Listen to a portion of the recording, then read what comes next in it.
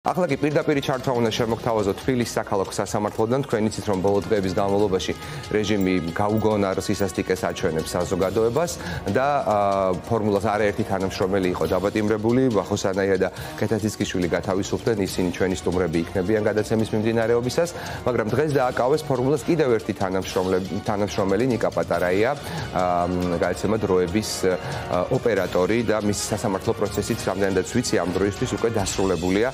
ნატუკა ლომაძე უნდა შემოგვიერთდეს თბილისის საქალაქო სასამართლოდან. ნატუკა, რამდენი ადამიანის პროცესი გაიმართა დღეს და რიტორიკული კითხვაა, მაგრამ რა გადაწყვეტილება მიიღო მოსამართლემ, მაინც კითხავ.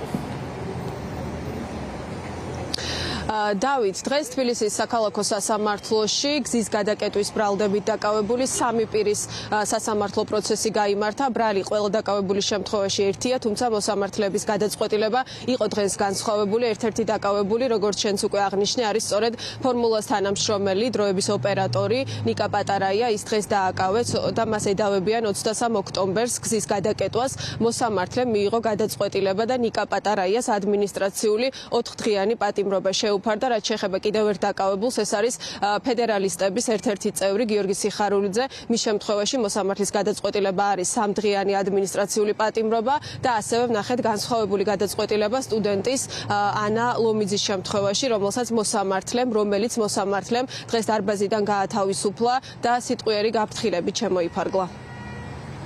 ნიკოლოზ პატარაიას ედავებოდნენ ქუჩის გადაკეტვას ხელოვნურად 4 დღე განსაზღვრეს. ჩვენ შუამდგომობით იმაზე, რომ მცირე მნიშვნელობა ჩაითვალა და სიტყვიერი შენიშვნით გამოიშვა, თუმცა გამომდინარე იმ კაცრი პრაქტიკიდან, რომელიც აქვს დამკვიდრებული სასამართლოს, მაინც გაუშვეს პატიმრობაში. მამაჩემ დილით დახვდა ქეთათიცკიშვილს, რომელიც ზაჰის იზოლატორიდან გამოვიდა, შემდეგ ბრუნდებოდა სახლში, სახლთან ახლოს დააკავეს, დაახლოებით 2:20 წუთი იყო.